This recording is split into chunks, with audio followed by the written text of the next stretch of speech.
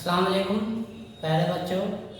आज हम सबक नंबर 5 बारिश इसका मुताला करेंगे। ज़मीन पर तकरीबन 70.8% हिस्सा पानी से घिरा हुआ है और पानी के ज़खायर की तकसीम गैर यकसा है।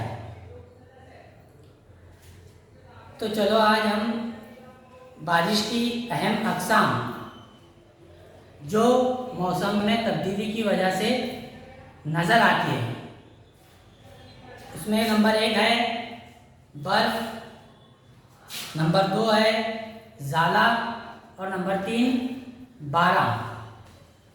बारह यानी बारिश होती है। और बारिश की भी आम तौर पर 3 किस्में हैं। उसमें नंबर 1 अहमाली या गर्दिशी बारिश, नंबर 2 मज़ाहमती बारिश और नंबर 3 गर्दबादी बारिश। इसी तरह बारिश की इकाई नापने के लिए हमको बारिश पैमा की ज़रूरत पड़ती है। इसका भी मुताला करेंगे हम बारिश पैमा का।